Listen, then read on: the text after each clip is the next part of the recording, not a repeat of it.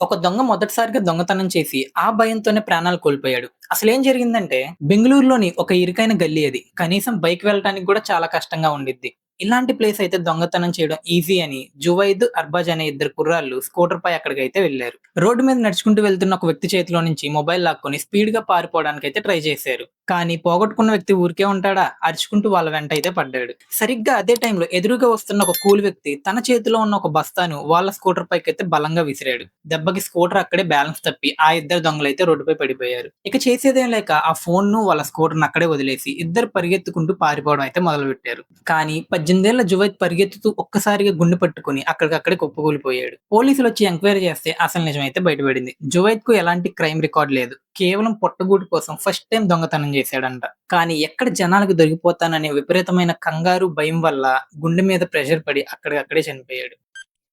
పెళ్ళికి ఇంకా జస్ట్ 2 రోజులుందనుకునే లోపు ఒక ఫ్యామిలీ మొత్తం సూసైడ్ చేసుకున్నారు. ఈ ఇన్సిడెంట్ అయితే మైసూర్‌లో జరిగింది. రక్షిత అనే 21 ఏళ్ల అమ్మాయికి పెళ్లి ఫిక్స్ అయింది. కానీ ఉల్లాస్ గౌడ అనే ఒక అబ్బాయి ఆమెని హెరాస్మెంట్ చేయడం అయితే మొదలుపెట్టాడు. ఎందుకంటే వీళ్ళు ఇదివరకే లవ్‌లో ఉన్నారు. కాబట్టి ఇప్పుడు అతని వచ్చి నన్ను మాత్రమే పెళ్లి చేసుకోవాలని బెదిరించి అమ్మాయితో క్లోజ్‌గా ఉన్న ఫోటోస్‌ని డైరెక్ట్‌గా పెళ్లి కొడుకుకైతే పంపించాడు. ఈ ఫోటోస్ చూసాక అబ్బాయి సైడ్ వాళ్ళు పెళ్లయితే ఆపేశారు. పెళ్లి ఆగిపోయిందన్న బాధతో అమ్మాయి, వాళ్ళ తల్లిదండ్రులు ముగ్గురైతే విషం తాగి చనిపోయారు. తప్పుగా అర్థం చేసుకోపోతే ఇక్కడ నాకనిపించిన ఒక చిన్న ఒపీనియన్ చెప్తాను. అసలు అమ్మాయిలు ఇలాంటి సైకో గాల్ని ఎలా లవ్ చేస్తారు? ప్రేమ పేరుతో బ్లాక్‌మెయిల్ చేసే ఇలాంటి శాడిస్ట్‌లని అసలు నమ్మకండి.